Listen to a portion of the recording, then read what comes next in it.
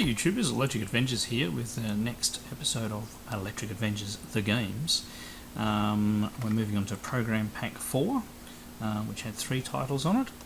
Oops. Right. So we have Explorer, Parachute and Android Alert. Another 3 very good games.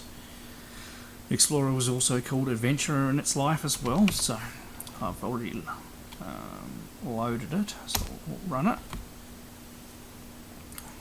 So as you can see, Adventurer here, and definitely copyright Electric Adventures for this one. So, and it's pretty obvious what this one is sort of trying to recreate, and I even went so far as to put the actual original game's title up the top there. So Pitfall it is. This is all written in Basic. Once again, shows what you can do with MSX Basic if you really set your mind to it. So this is a very, shall we say,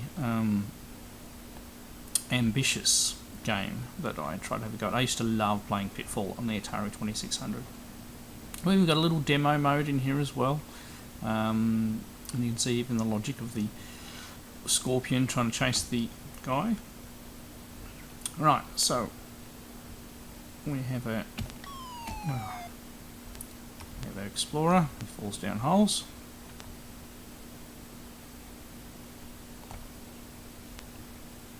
And we have our crocodiles.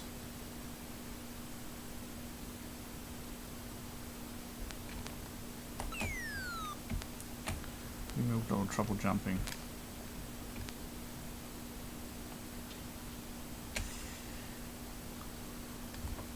Currently got it set to 99 lives too, which is great.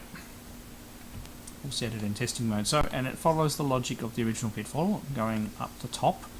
You progress one screen at a time, and when you go down the bottom, I can't remember whether it's 3 or 5 screens at a time. So obviously we're drawing circles here, so it is slowed down just a little bit there. Plus I also don't want to fall in the actual hole. Now we go with some logs. So the map is not the same as Pitfall.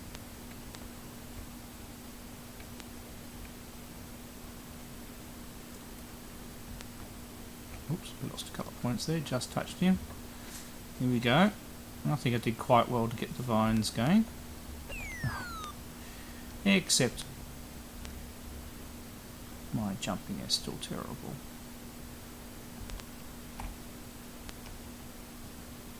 Let's try again. Oh, went off the vine. Lucky we've got 99 lives to play with. That's better. There we go. And we just press to the right to get off. That's what I made a mistake before. Oh, fell down. We still haven't found any gold bars yet.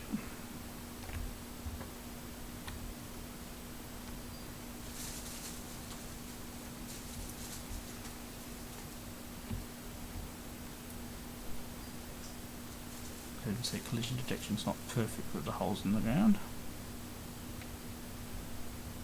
You've got to jump a little early. And a gold bar, yay! It's obviously just drawn a black border on a yellow background, gives us our gold bar with a cheat. Where's another yellow? Oh, we did that again. There's another yellow on the MSX. Oh, I went forward again.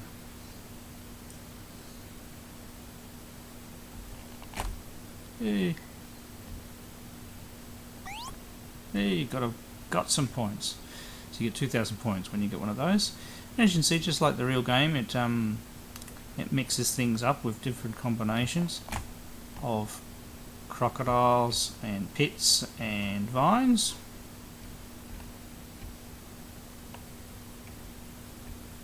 Not a lot of sound to speak of.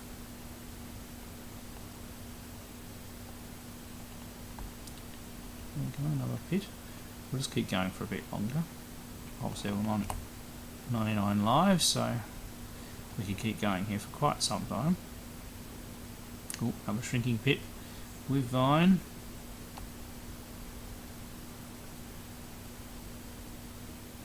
once again, we do slow down a little bit because we're drawing circles.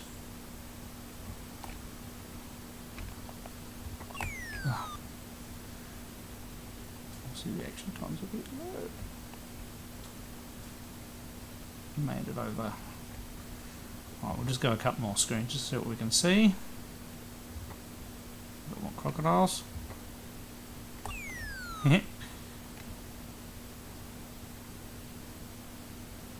Yeah, you made it across the crocodiles. If you hold down the button, I think I'm a bit more generous than the original game there.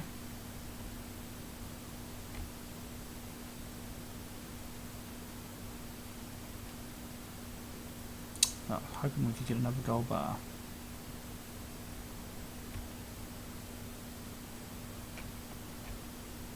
Didn't fall down the hole. And some of the bars are actually down below too, so you can't actually just get them by going up top. At least I think they are. Or was that Pitfall 2? I'm getting confused with. This has been a long time. Oh, goodness me. Let's find another bar. We're ripping along the top here at the moment though. Oh, there we go. We have a gold bar. And we have been eaten by crocodiles. We have a bit of a sprite clash there. Oh, goodness me.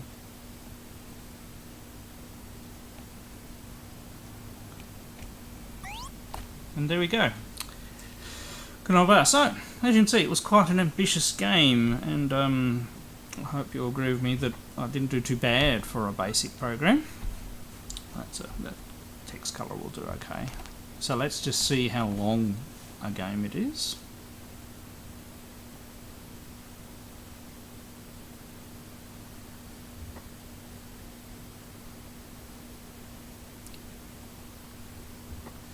Yeah, well, I would expect there'd be a bit more to this one. Oh, look at all that data. Lots and lots of data. So this time, I think this is our biggest program we've covered so far, so 120 lines. I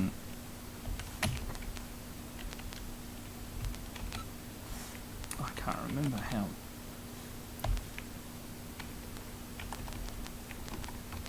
No, I can't remember how do you actually get the free memory. Right. Getting too old for getting things. Ah, dear me.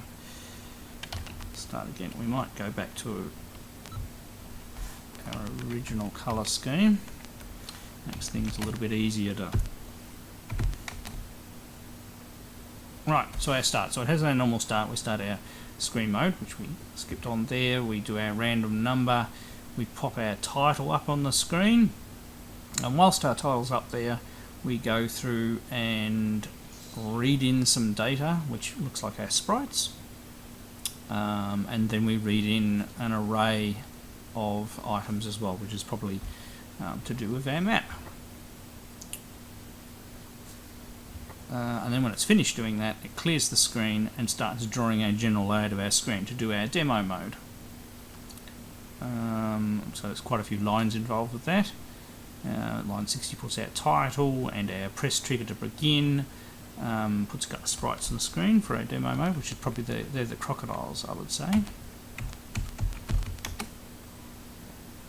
Oh, we set a couple of variables up, which is probably positions and things like that.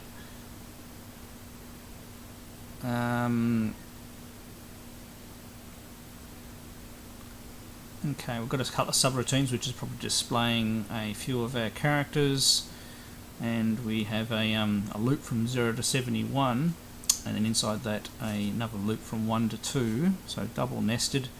Inside that we're looking for our trigger, obviously to start our game,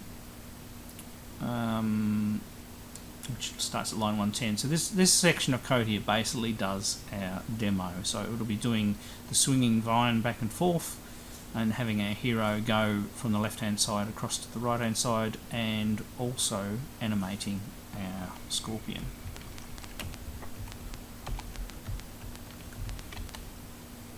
Now this is our game start properly, so redraw our screen. Yep, line 120 clears out all the sprites, draw some more lines. I said I'm not going to go into particular lines they are. wonder what P is. P larger than 50. I'll work that out later. Sets up a couple of variables. It's drawing all the background and everything like that. But everything is based on our R, which is I would assume stands for room. And we've got several variables. So it's a dual dimension array. Probably takes up more room. I know that the system of generating the rooms is actually based on an algorithm in the original Atari 2600, so I didn't figure this out by the time I wrote this. I just did this on, player experience, rather than actually nutting out how the Atari 2600 game worked. So there's a lot of decisions based on the various second array. So P would be the current position on the map we are, and the 1 to 7 would be the various parts of the screen. What's up the top? Is it a rope? What's in the middle?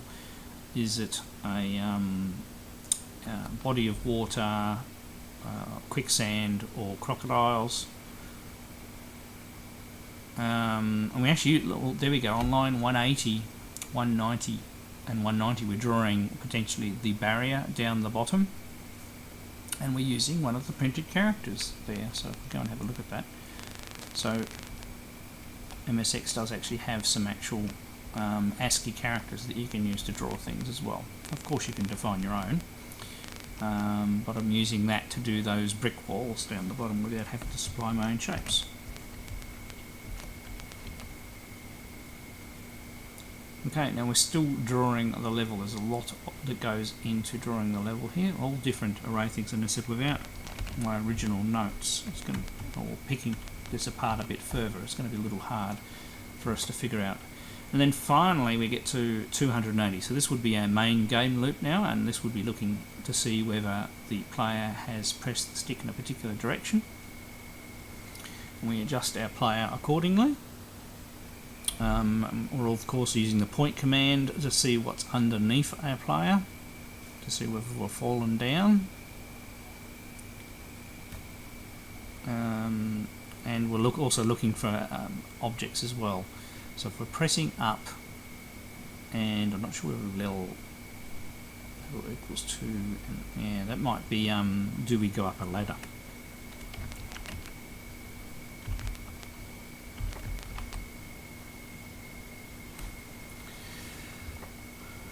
So this one we're looking for two things, and I would say L equals 1 is we're on the top level, and L equals 2 when we're on the bottom level. So this time we're looking for A equals 4 or 6. So this is, would that be right or down? Is that maybe looking to see whether we go down a ladder? I said it's a little hard to tell. This one's probably going to be one of the harder ones to pick apart unless we made a bit of a map and wrote down some notes. So as you can see, there is a lot of object there, and then line 400 we go to 540.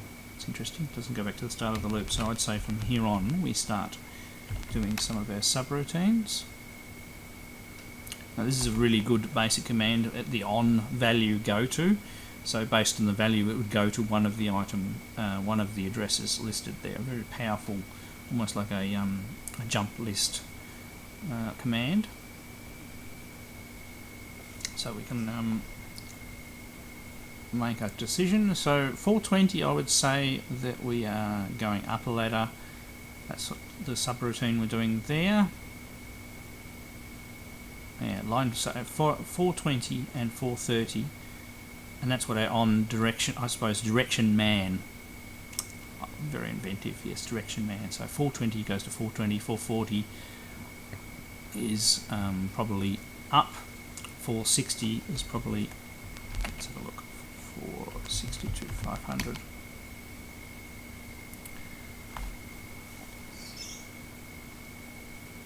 Maybe we're on a vine on 460, although we seem to be going down. Maybe this is falling, but we're also X is changing as well. Could be on the vine there. So although we're checking for points as well, so I'm not 100% sure about that one. 500, we actually play some sound. I said this is a bit of a quiet game. One improvement would be to to add more sound to it. So we seem to be putting the player's sprite there. And remember, there's two sprites that make up the player, because we've got his hair and his body, just to give him a little bit of definition there. He's still a bit of a skinny fellow compared to the original Pitfall. Yeah, that looks awfully like we're on the rope with this one, because we're looking for the stick to see if we jump off. Line 550 is another subroutine, and this is the drawing of the rope.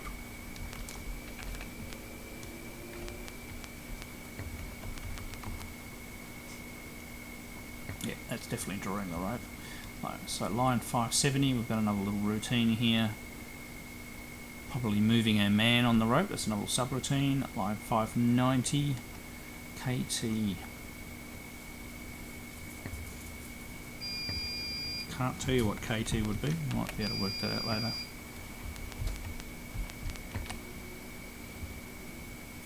And there we go, we're drawing circles. This is probably drawing one of the pits and everything like that. So I said this game's probably a little bit too complicated to go all the way through. So I'll leave it now. Remember, the listing is available from download from my website.